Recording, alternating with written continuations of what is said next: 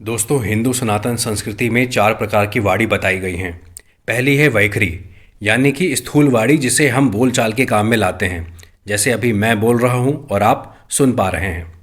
दूसरी है मध्यमा वाणी, जब हम बिना बोले और बिना हाथ पैर के इशारे से अपनी बात, विचार या भावनाओं को अभिव्यक्त करते हैं तो उसे ही मध्यमा वाणी कहते हैं। उदाहरण के लिए, जैसे हमारे किसी करीबी के साथ कोई बहुत ज़्यादा खुशी या दुख देने वाली घटना घट जाए और वह व्यक्ति हमसे बात करने आए, लेकिन भावना के बहुत ज़्यादा होने से वो कुछ कह ना पा रहा हो, लेकिन हम फिर भी समझ जाते हैं कि क्या बात हुई है, और कई बार हम बड़ी सटीकता से उस बात को समझ पाते हैं, जान पाते हैं। तो यहाँ पर सामने वाले व्यक्ति ने अपनी मध्यमा वाणी का प्रयोग कर लिया और आप उसे समझ भी सके।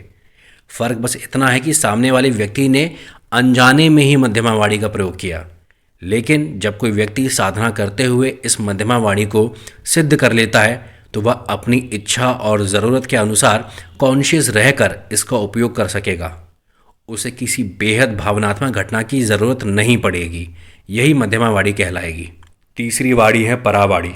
परावाणी वह है जो विचारों के रूप में मस्तिष्क में चलती रहती है। इसका प्रत्यक्ष प्रकटीकरण चेहरे या शरीर से भी नहीं हो सकता।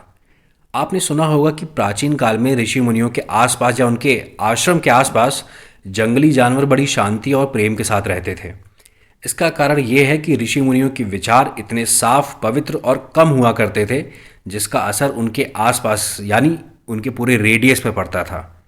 समझ लीजिए, एक तरह से उनके विचारों में, उनकी भावनाओं में इतनी शक्ति होती थी कि उनके विचार और उनके इंटेंशंस उनके पूरे आभा मंडल तक में मौजूद होते थे।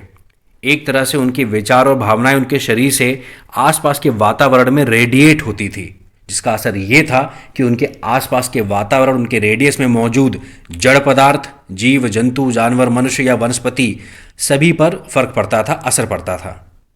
दोस्तों, अगर आपने टेलीपैथी का नाम सुना होगा तो टेलीपैथी इसी का उदाहरण है, परावाणी का। और आखिरी वाणी है पश्यंती वाणी।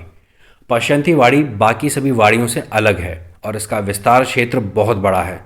सीधा सीधा कहें तो ये हवा की तरह पूरे पृथ्वी पर फैली होती है और फिर इसके द्वारा सिद्ध योगी सिर्फ मौन रहकर भी अपनी बात को किसी एक व्यक्ति या पूरे के पूरे जन समुदाय को बिना कुछ बोले पूरे विश्व में फैला सकते हैं, या किसी भी व्यक्ति को या पूरे जन समुदाय को किसी भी तरह के कार्य को करने के लिए प्रेरित भी कर सकते हैं।